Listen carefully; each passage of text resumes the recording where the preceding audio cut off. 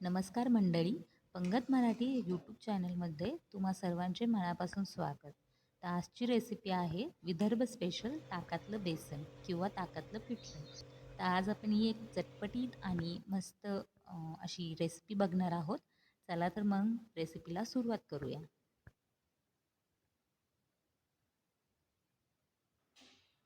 तर ताकातलं पिठलं करण्यासाठी सगळ्यात आधी मी एका भांड्यामध्ये 2 कप ताक घेतलेलं आहे.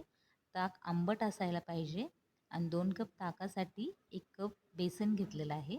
आता मी हे ताक आणि बेसन दोन्ही जिन्नस व्यवस्थित फेटून घेणार आहे. आता आपल्याला ताक आंबटच घ्यायचे जेणेकरून आपलं जे पिठलं आहे, बेसन आहे ते चटपटीत बनेल. आता हे जे ताकाचं आणि बेसनाचं घोळ मी बनवून घेतला आहे, तो एका साईडला ठेवून देते आणि तोवर मी इकडे काही मिरच्या आणि लसूण घेतलेला आहे आणि हा लसूण व मिरच्या आपल्याला ओबडधोबड ठेचून घ्यायच्या आहेत. मिक्सरलाही फिरवू शकता. आता एका कढईमध्ये मी 2 चमचे तेल घालून घेणार आहे. तेल गरम झाल्यानंतर त्यात मोहरी आणि जिरे आणि काही थोडेसे कढीपत्त्याची पानं घालून एक फोडणी तयार करून घ्यायची आहे आपल्याला. फोडणी व्यवस्थित परतवली की त्यामध्ये आपण जे मिरची आणि लसूणचा ठेचा बनवून घेतला आहे तो घालून व्यवस्थित खमंग परतून घ्यायचा.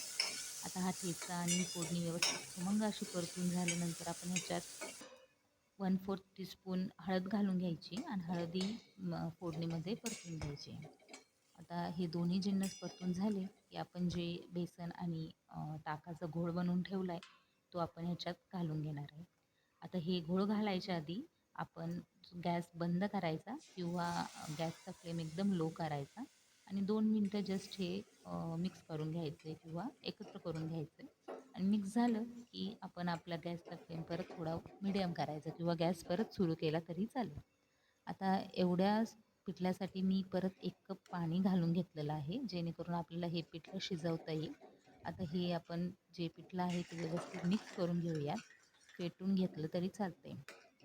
मस्तपैकी पिठलं फेटून झालं की यामध्ये आपण चवीनुसार मीठ घालून घेणार आहोत आणि अर्धा चमचा साखर घालणार आहोत.